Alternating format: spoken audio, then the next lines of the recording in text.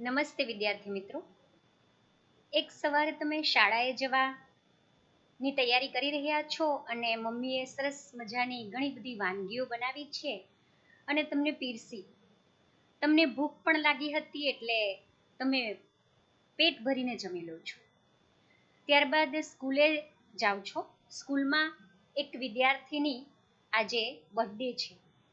એ તમારા જ ક્લાસનો વિદ્યાર્થી છે અને ક્લાસના બધા જ વિદ્યાર્થીઓને એ નાસ્તો ખવડાવે છે.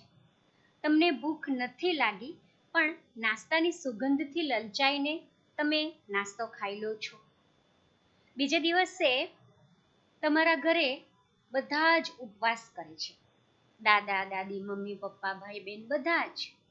એમનાથી પ્રેરાઈને તમે પણ ઉપવાસ કરો છો. ભૂખ લાગી હોવા છતાં ખાતા નથી. તો હવે આ વાતને સમજી લઈએ કે સવારે તમે જ્યારે શાળાએ જવા નીકળ્યા ત્યારે તમને ખૂબ ભૂખ લાગી હતી એટલે તમે ખાધું, એ પ્રકૃતિ છે. શાળામાં જઈને ભૂખ લાગી ન હોવા છતાં પણ ખાધું, એ વિકૃતિ છે. અને બીજે દિવસે ઘરના બધાની સાથે તમે ઉપવાસ કર્યો, ભૂખ લાગી હોવા છતાં તમે ખાધું નહીં, એ સંસ્કૃતિ છે. તો આવો જ એક પાઠ આપણા અભ્યાસક્રમમાં છે જે આપણી ભારતીય સંસ્કૃતિની સિદ્ધિઓને વર્ણવે છે, જે આજે આપણે ભણવાના છીએ. તો ચાલો આજે આપણે ભણીએ પાઠ 10 ભારતીય સંસ્કૃતિની સિદ્ધિ. લેખક શ્રી વિનોબા ભાવે. જન્મ 11/9/1895, અવસાન 15/11/1982. વિનાયક નરહરી ભાવે. વિખ્યાત વિનોબાને નામે રાયગઢ જિલ્લાના ગાગુડે ગામમાં તેમનો જન્મ થયો હતો. તેઓ આચાર્યના હુલામણા નામે પ્રસિદ્ધ હતા. ગાંધીજીના અનુયાયી અને ભૂદાન ચળવળના પ્રણેતા હતા. તેઓ મૌલિક ચિંતક અને લેખક હતા. તેમણે ભગવદ્ ગીતાનો મરાઠી ભાષામાં અનુવાદ કર્યો હતો. ગીતા પ્રવચનો ભારતની તમામ ભાષામાં અનુવાદિત. વિચાર પોથી, સ્થિત પ્રજ્ઞા દર્શન, મધુકર, ક્રાંતિ દર્શન, સ્વરાજ્ય શાસ્ત્ર, ભૂદાન ગંગા ભાગ 1 થી 10 તેમના મહત્વના પુસ્તકો છે. તેમને રેમન મેગ્સેસે એવોર્ડ તથા ભારત રત્નથી સન્માનિત કરાયા હતા. પાઠ પરિચય. વિનોબા ભાવેએ ભારતીય સંસ્કૃતિની સિદ્ધિ નિબંધમાં સંસ્કૃતિ, પ્રકૃતિ અને વિકૃતિ વચ્ચેનો ભેદ ઉદાહરણોથી સમજાવ્યો છે. વિકૃતિનો અસ્વીકાર અને પ્રકૃતિને સંસ્કૃતિનું રૂપ આપવાની ભલામણ લેખકે કરી છે. ભારતીય સંસ્કૃતિની પ્રયોગશીલતાનો લેખકે મહિમા કર્યો છે. ભારત દેશનો વિચાર વૈભવ અદ્ભુત છે એમ કહી લેખકે ભારતીય સંસ્કૃતિની ખૂબીઓ ખૂબ સચોટ રીતે સમજાવી વિવિધતામાં એકતાની વિશેષતા સ્પષ્ટ કરી છે. આપણો દેશ, પાઠને ટૂંકમાં સમજી લઈએ. આપણો દેશ બિનસાંપ્રદાયિક છે અને અહીં ઘણી બધી એવી સંસ્કૃતિઓ, પ્રાચીન સંસ્કૃતિઓ વિકસી છે. એ ભારતીય સંસ્કૃતિની સિદ્ધિ પાઠમાં લેખકે વર્ણવ્યું છે. આ એક નિબંધ પ્રકારનો પાઠ છે. સંસ્કૃતિ, પ્રકૃતિ અને વિકૃતિ વચ્ચેનો ભેદ પણ એમણે ઉદાહરણો દ્વારા સમજાવ્યો છે. વિકૃતિને આપણે ક્યારેય અપનાવવાની નથી અને સંસ્કૃતિનું રૂપ અપનાવીને પ્રકૃતિને પણ અપનાવવાની ભલામણ લેખકે કરી છે. ભારતીય સંસ્કૃતિની પ્રયોગશીલતા વર્ષોથી, પ્રાચીન સમયથી જ એના ઉપર અનેક પ્રયોગો થયા છે અને એ વિચાર વૈભવ આપણને અદ્ભુત રીતે એની ખૂબીઓ સાથે હજુ પણ આ અત્યારના આધુનિક જમાનામાં પણ મળ્યો છે. તો વિવિધતામાં એકતાની વિશેષતા સ્પષ્ટ કરીને લેખકે આ પાઠમાં સંસ્કૃતિની અનેક વિશેષતાઓ વર્ણવી છે. પાઠ વાચન કરું છું. પ્રકૃતિ એટલે સહજ સ્વભાવ, સંસ્કૃતિ એટલે સહજ સ્વભાવથી ઉપર ઉઠવું, વિકૃતિ એટલે સહજ સ્વભાવથી નીચે પડવું. પ્રકૃતિ વચ્ચે છે, નોર્મલ છે, સહજ છે. માણસની એક પ્રકૃતિ હોય છે, એક સંસ્કૃતિ અને એક વિકૃતિ. ભૂખ લાગે છે અને ભૂખ લાગતા માણસ ખાય છે, તે એની પ્રકૃતિ છે. ભૂખ ન લાગવા છતાં માણસ ખાય છે, તે એની વિકૃતિ છે. અને ભૂખ લાગવા છતાં આજે એકાદશી છે એટલા વાસ્તે ભાગવત સ્મરણ માટે માણસ ખાતો નથી, તે એની સંસ્કૃતિ છે. આમ ઉપવાસ કરવો એ સંસ્કૃતિ છે. આપણે મહેનત કરીને ખાઈએ છીએ, તે આપણી પ્રકૃતિ છે. આપણે જાતે મહેનત કરવાનું ટાળીશું, બીજાની મહેનત લૂંટીને ભોગ ભોગવતા રહીશું, તે આપણી વિકૃતિ છે. આ વસ્તુ ભલે મોટાભાગના માણસોમાં દેખાતી હોય તેમ છતાં આ માણસની પ્રકૃતિ નથી, વિકૃતિ જ છે. ભલે ને આ પ્રકારની વિકૃતિ પ્રાચીન કાળથી આજ સુધી દેખાતી હોય, તેમ છતાં આ કદાપી સંસ્કૃતિ હોઈ શકે નહીં. પરંતુ આપણા શ્રમથી પેદા થયેલી ચીજ પણ બીજાને આપ્યા વિના ભોગવવી નહીં, આપીને અને વહેંચીને જ ભોગવવી એ માણસની સંસ્કૃતિ છે. માણસમાં અને પશુમાં ફરક છે, અંતર છે. આ અંતરને વધારવું, પશુપણામાંથી નીકળતા જઈને માણસપણા તરફ આગળ વધતા જવું, તેને જ સંસ્કૃતિ વર્ધન કહે છે. માણસ સુખ અને આનંદ શોધે છે એ ખરું, પરંતુ કયો આનંદ વિકૃત છે, કયો પ્રાકૃત છે અને કયો સંસ્કૃત છે, તેનો ખ્યાલ રાખવો પડે. જે સુખ સહુને આનંદ આપી શકે તેવું હોય એ જ ખરું સુખ છે, અને એ જ સુસંસ્કૃત આનંદ છે. જે આનંદ આપણને સંસ્કૃતિ તરફ લઈ જાય એ જ સાચો આનંદ છે. પાઠ સમજી લઈએ. પ્રકૃતિ એટલે સહજ સ્વભાવ, સંસ્કૃતિ એટલે સહજ સ્વભાવથી આપણે ઉપર ઉઠવું, કંઈક વિશેષ કરવું, અને વિકૃતિ એટલે સહજ સ્વભાવથી નીચે પડવું, કંઈક ખરાબ કરવું. તો પ્રકૃતિ એ વચ્ચે છે અને નોર્મલ છે, સહજ છે. અને માણસે એ નક્કી કરવાનું છે કે મારે સંસ્કૃતિ તરફ આગળ વધવાનું છે કે વિકૃતિ તરફ. માણસની પ્રકૃતિ, સંસ્કૃતિ અને વિકૃતિ એ ત્રણેય હોય છે. ભૂખ લાગે અને ખાય છે, એ જે આખું ઉદાહરણ આપણે શરૂઆતમાં જ અભિપ્રેરણામાં જોઈ ગયા છીએ. ભાગવત સ્મરણ માટે કે ધાર્મિક સંસ્કારોથી પ્રેરાઈને આપણે ભૂખ ઉપર સંયમ કરીએ, ઉપવાસ કરીએ, ન ખાઈએ, એ આપણી સંસ્કૃતિ છે. અને મહેનત કરીને જ ખાઈએ તે આપણી પ્રકૃતિ છે. જાત મહેનત જિંદાબાદ. જાતે મહેનત કરીને એમાંથી જે કંઈક આપણા ભાગનું હશે તે જ આપણે ભોગવીશું, એ સંસ્કૃતિ છે, એ આપણી પ્રકૃતિ છે, સ્વભાવ છે.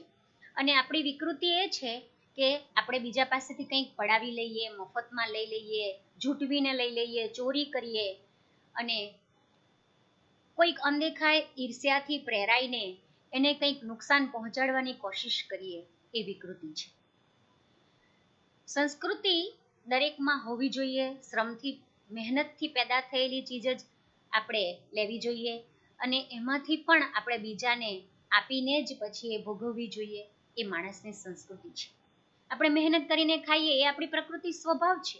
પરંતુ આપણને જે કંઈ મળ્યું છે તે પણ આપણે બીજાને વહેંચીને ખાઈએ, એ સંસ્કૃતિ છે.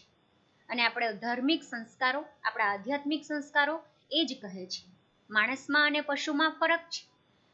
આમ તો પશુ પણ, કાગડા કૂતરા પણ આમ તેમ રસ્તે રખડીને ખાવાનું મેળવી લે છે, શોધી લે છે અને પેટ ભરે છે. પણ આપણે માણસ છીએ. પશુપણામાંથી નીકળતા જઈને આપણે માનવતા તરફ આગળ વધવાનું અને સંસ્કૃતિનું વર્ધન કરવાનું છે, સંસ્કૃતિને વધારવાની છે. માણસ જે સુખ અને આનંદ શોધે છે એ સંસ્કૃતિમાંથી જ મળશે, વિકૃતિમાંથી નહીં. ભલે એ આપણને વિકૃતિમાંથી મળતો દેખાય, કોઈકનું પડાવી લઈને કે મફતમાં આપણે મેળવી લઈએ ને ખૂબ ખુશ થઈએ, પણ એ વિકૃતિ જ છે. એ સંસ્કૃતિ ક્યારેય હોઈ શકે નહીં. પાઠ વાચન. સંસ્કૃતિ ક્યારેય ખરાબ નથી હોતી, વિકૃતિ જ ખરાબ હોય છે. અને પ્રકૃતિને ન આપણે ખરાબ કહી શકીએ, ન સારી. એ જેવી છે તેવી છે. કાગડો કાળો છે તેને આપણે ખરાબ ન કહી શકીએ, કેમ કે તે એની પ્રકૃતિ છે. બગલો સફેદ છે પણ તેટલા માત્રથી આપણે તેને સારો ન કહી શકીએ, કેમ કે તે એની પ્રકૃતિ છે. પ્રકૃતિથી ઉપર ઉઠીને આગળ વધવું એ જ સંસ્કૃતિ છે. ઘણીવાર આપણે વિકૃતિને પણ સંસ્કૃતિ માની લેવાની ભૂલ કરી બેસીએ છીએ, એટલે આ બાબત સાવધ રહેવાની જરૂર છે. આજે પશ્ચિમના લોકો વિજ્ઞાનમાં ઘણા આગળ વધ્યા છે, એમની પાસેથી આપણે લેવા લાયક ઘણું છે, પરંતુ એમનામાં ઘણો વિકૃતિનો અંશ પડ્યો છે. તેને સંસ્કૃતિ માની લેવાની ભૂલ આપણે ન કરીએ. એમની વિકૃતિ કાંઈ આપણે અપનાવવાની નથી, તે સિવાય દુનિયાભરની જેટલી સંસ્કૃતિ છે તે આપણે અપનાવી લેવાની છે. એની સાથોસાથ એ પણ ધ્યાનમાં રાખીએ કે દુનિયાભરની સંસ્કૃતિ લઈએ પણ આપણે ત્યાંની પણ ભલે હોય વિકૃતિ આપણને ન ખપે. આપણે ત્યાં પ્રાચીન કાળથી કોઈ એક જ ચીજ ચાલી આવતી હોય, પણ તે જો વિકૃતિ હોય તો તેનો સ્વીકાર હરગીઝ ન કરવો જોઈએ. વિકૃતિ બીજાઓની હોય કે આપણી હોય, સદંતર વર્જ્ય છે. અને પ્રકૃતિને સ્વીકારવી, પણ તેનું એ હંમેશા શોધન કરતા રહેવું, પ્રકૃતિને હર હંમેશ સંસ્કૃતિનું રૂપ આપતા રહેવું.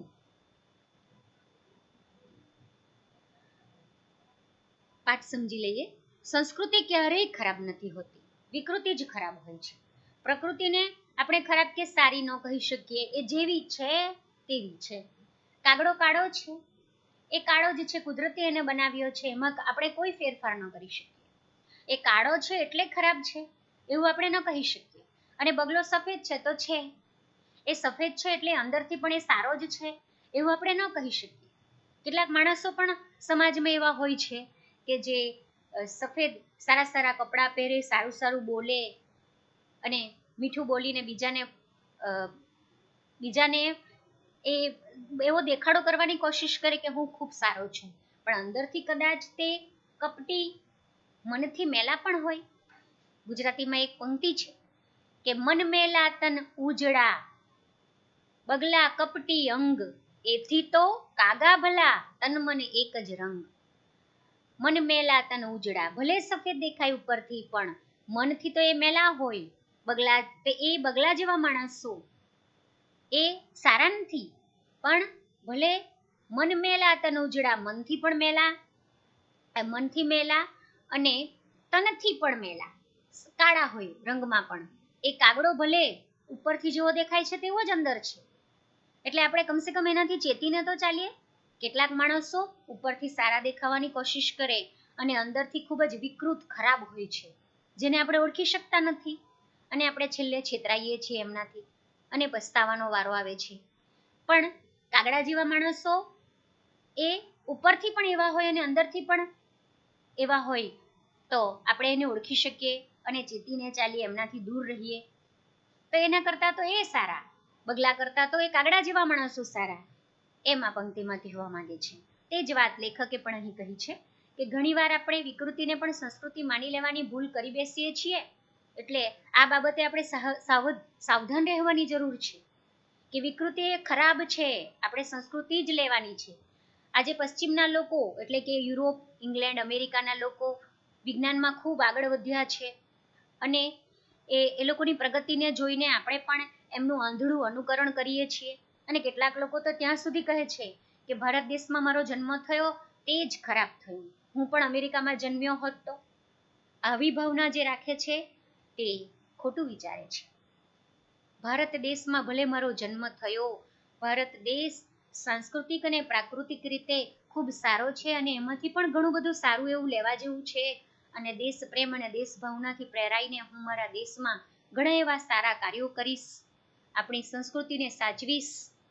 માનવ સેવા એ જ પ્રભુ સેવા અને જીવદયા, પ્રકૃતિ પ્રેમ જેવા આપણા સંસ્કૃતિના જે જૂના પુરાણા વિચારો છે એનું પાલન પોષણ કરીને હું આગળ વધતો રહીશ, એ હું સ્વીકારીશ અને વિકૃતિને સંસ્કૃતિ માની લેવાની ભૂલ નહીં કરું. આપણા દેશમાં પણ ભલે વિકૃતિ હોય તો એ હું નહીં અપનાવું અને દુનિયાભરની જેટલી પણ સારી બાબતો છે, સંસ્કૃતિ છે, એને હું અપનાવીશ. અને આની સાથે સાથે એ પણ ધ્યાનમાં રાખવાનું છે કે દુનિયાભરની સંસ્કૃતિને લઈને આપણે આપણા દેશની પણ જે વિકૃતિ ખરાબ બાબતો છે તે લેવાની નથી, એનો સ્વીકાર કરવાનો નથી અને એ સદંતર વર્જ્ય છે, એટલે કે એ ત્યાગ કરવાને યોગ્ય છે. અને પ્રકૃતિને સ્વીકારવી પણ તેનું હંમેશા શોધન કરતા રહેવું, પ્રકૃતિને હર હંમેશ સંસ્કૃતિનું રૂપ આપતા રહેવું, એ આપણી પ્રકૃતિ અને સંસ્કૃતિનું સંવર્ધન ગણાશે. ખાવાનું આપણે ન છોડી શકીએ કારણ કે તે પ્રકૃતિ છે, પણ માંસાહાર છોડી શકીએ, તે જરૂર છોડીએ, કેમ કે તે સંસ્કૃતિની દિશાનું આગળનું પગલું છે. ખાવામાં સંયમ રાખી શકીએ તો જરૂર રાખીએ, કારણ કે તેમ કરવાથી સંસ્કૃતિની દિશામાં એટલા આગળ વધીશું. મારું તો માનવું છે કે વિજ્ઞાનની જેમ જેમ પ્રગતિ થતી જશે, માણસમાં વૈજ્ઞાનિક વૃત્તિ જેમ જેમ વધતી જશે, તેમ તેમ વિકૃતિઓ ક્ષીણ થતી જશે અને માણસ સંસ્કૃતિની દિશામાં આગળ વધતો જશે. બહુ આગ્રહ કરીને ખવડાવવું કે અક્રાંતિયાની માફક ખાવું એ પણ વિકૃતિ જ છે. પણ આજે હજી માણસને આ સમજાતું નથી, કેમ કે માણસને આપણી શરીર રચનાનું અને પાચન પ્રક્રિયાનું પૂરતું જ્ઞાન નથી. જ્યારે તેને શરીરનું આંતરબાહ્ય જ્ઞાન થશે ત્યારે તેને તુરંત સમજાશે કે આ વિકૃતિ છે અને તે છોડવી જોઈએ. માણસ કાયમ સંસ્કૃતિ વિકૃતિનું પૃથ્થકરણ કરતો રહેશે, વિશ્લેષણ કરતો રહેશે, પ્રયોગો કરતો રહેશે અને પોતાની સાચી દિશામાં આગળ વધારતો રહેશે. આવું ભારતમાં થયું છે. અહીં હજારો વર્ષથી માણસ જાત જાતના પ્રયોગો કરતો રહ્યો છે અને તેમાંથી આપણે જેને ભારતીય સંસ્કૃતિ કહીએ છીએ તે નીપજી છે. ભારતની સંસ્કૃતિ પ્રયોગશીલ છે. ભારત પ્રાચીન કાળમાં બહુ જ પ્રવૃત્તિમય હતો. અહીં બહુ પ્રયોગો પણ થયા, તેના નિષ્કર્ષ પણ નીકળ્યા અને તેમાંથી વિવિધ શાસ્ત્રો પણ ઊભા થયા. તેમાં આધ્યાત્મિક દ્રષ્ટિ મુખ્ય હતી. માણસ આધ્યાત્મિક દ્રષ્ટિએ કેમ આગળ વધતો રહે તેની ખોજ નિરંતર ભારતમાં ચાલી આવી. બધી યોજનાઓ આપણા પૂર્વજોએ અનેક પ્રયોગો કરીને ઘડી અને આપણો બહુ મોટો વારસો છે. પાઠ સમજી લઈએ કે આપણે ખાવાનું ન છોડી શકીએ. જો ખાઈએ તો જ આપણને ઉર્જા મળે છે અને ઉર્જા મળે તો જ આપણે જીવી શકીએ. પણ માંસાહાર છોડી શકીએ કે માત્ર આપણે શાકાહારી ભોજન જ લઈએ અને એ ખાવાના સંયમની બાબતમાં એક આપણું આગવું પગલું લેખાશે અને સંસ્કૃતિની દિશામાં પણ આપણે આવા વિચારથી આગળ વધી શકીશું. લેખક કહે છે કે વિજ્ઞાનની જેમ જેમ પ્રગતિ થતી જશે તેમ તેમ માણસની વૃત્તિઓ પણ વધતી જશે અને વિકૃતિઓ ક્ષીણ થતી જશે, નાશ પામશે. ક્ષીણ થવું એટલે નાશ પામવું. અને માણસ સંસ્કૃતિની દિશામાં જેમ આગળ વધતો જશે તેમ સારી એવી સાંસ્કૃતિક પ્રવૃત્તિઓને વિકસાવી શકશે. બહુ આગ્રહ કરીને કોઈકને ખવડાવવું કે આપણે પણ અક્રાંતિયાની માફક ખાયા જ કરવું એ પણ આપણી વિકૃતિ જ છે. અને શરીર રચનાનું અને પાચન પ્રક્રિયાનું પૂરતું જ્ઞાન રાખવું જોઈએ. આંતરબાહ્ય જ્ઞાન બંને જ હોવા જોઈએ. માણસે શું વિચારવું, શું ખાવું, કેવું વર્તન કરવું, એ રીતે સંસ્કૃતિ અને વિકૃતિનું પૃથ્થકરણ કરીને પૃથ્થકરણ એટલે કે જુદા તારવું, વિશ્લેષણ કરવું, એનું સંશોધન કરીને આપણે એના ઉપર અનેકાનેક પ્રયોગો કરીને સંસ્કૃતિની દિશામાં આગળ વધી શકીએ. આવું ભારતમાં થયું છે. વર્ષોથી પ્રાચીન કાળથી થતું આવ્યું છે. પ્રયોગશીલ દેશ રહ્યો છે આપણો અને એના નિષ્કર્ષ પણ નીકળ્યા છે. એટલે જ વિવિધ શાસ્ત્રો અને ઉપનિષદો જે રચાયા છે તેમાં આધ્યાત્મિક દ્રષ્ટિ પણ વિકસાવવામાં આવી છે. માનવ સેવા, જીવ દયા, પ્રકૃતિ પ્રેમ, આ બધા સંસ્કૃતિએ આપેલા આધ્યાત્મિક દ્રષ્ટાંતો છે અને એનું આપણે પાલન કરતા રહીશું તો આ કળિયુગમાં પણ આપણે સારી રીતે જીવન જીવી શકીશું.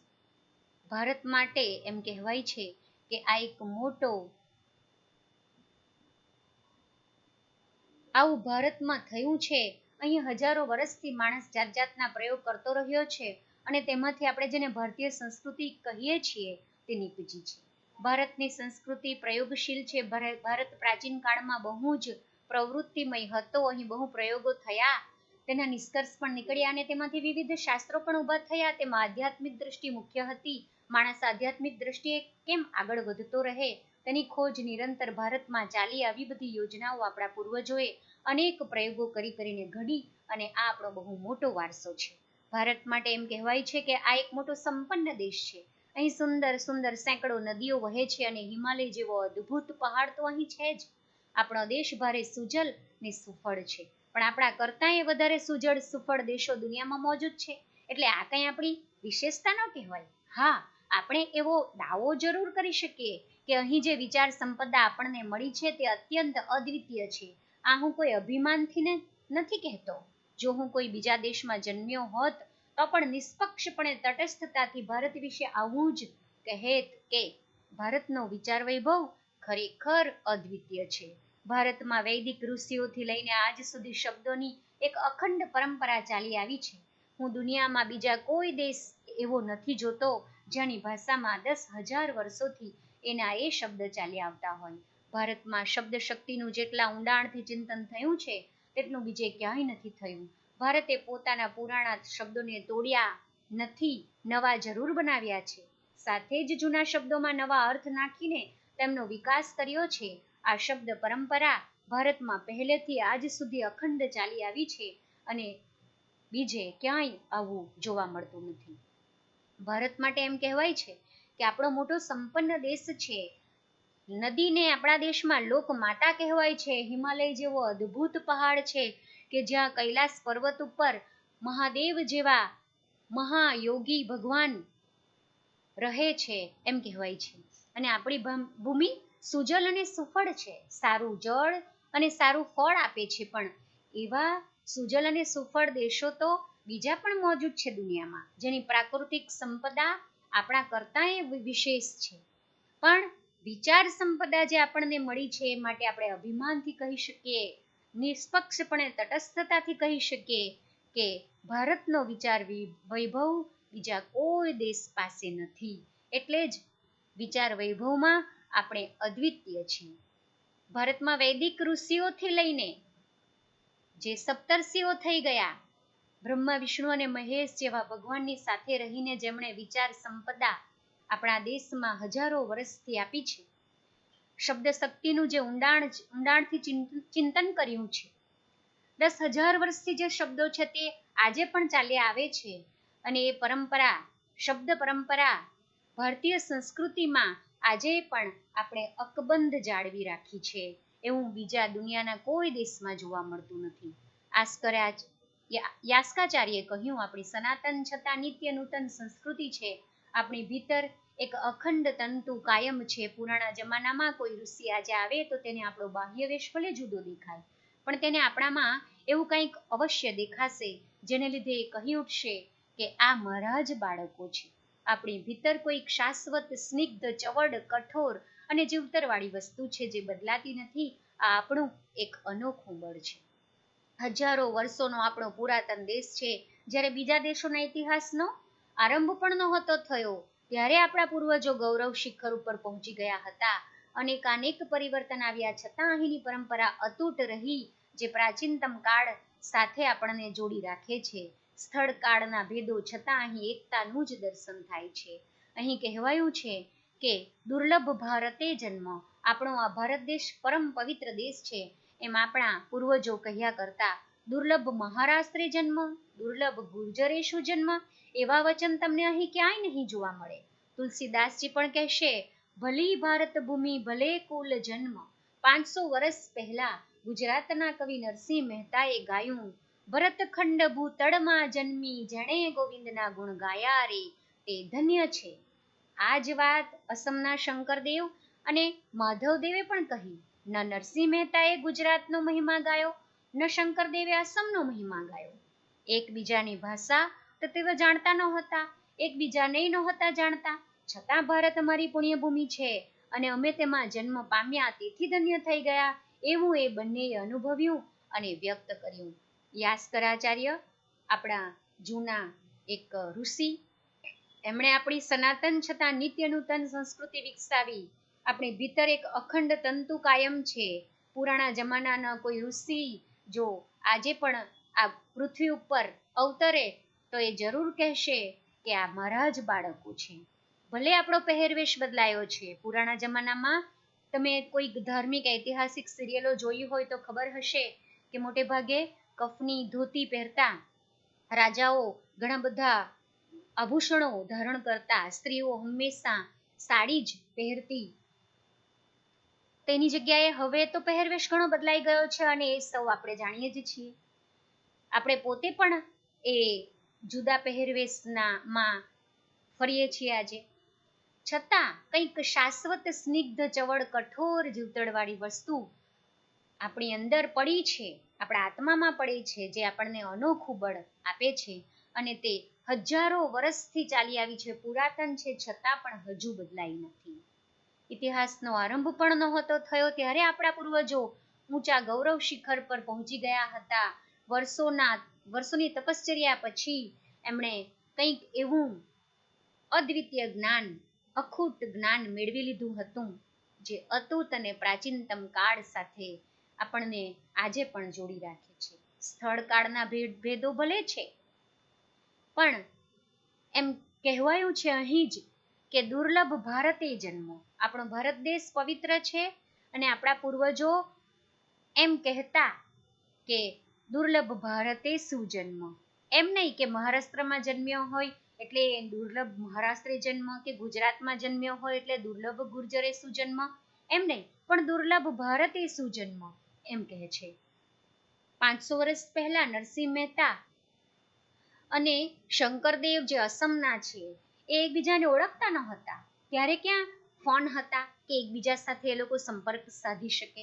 છતાં પણ આપણા પ્રાચીનતમ સંસ્કારોથી પ્રેરાઈને, આપણા શાસ્ત્રોમાંથી સંસ્કારો લઈને એમણે આપણી પુણ્યભૂમિની રચના કરેલી અને એમના જે ગુણો છે, એમના જે સંસ્કારો છે, તેને આજે પણ આપણે ગાઈએ છીએ. આવી રીતે આખા ભારતનું અભિમાન એ કાંઈ પ્રકૃતિ નથી, બલ્કે સંસ્કૃતિ છે, જ્યાં એવી ભાષાઓ છે કે ન જાણતો હોય તેને શીખતા એ વર્ષો નીકળી જાય. એવી વિભિન્ન ભાષાઓ અને પરંપરા વિવિધતાવાળા આ ભૂખંડને એક દેશ માનવો એ સંસ્કૃતિ છે.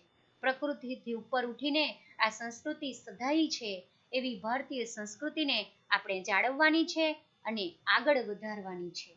લેખક કહે છે કે આ સંસ્કૃતિને આગળ વધારવાની જવાબદારી આપણા સૌની છે. ભારતીય સંસ્કૃતિમાંથી આ પાઠ લેવામાં આવેલો છે. અંતે એક પંક્તિ ગાઈને આ પાઠ પૂર્ણ કરું છું. અનેકતા में एकता, हिंद की विशेषता, देश की विशेषता, राष्ट्र की विशेषता, अनेकता में एकता. अस्तु.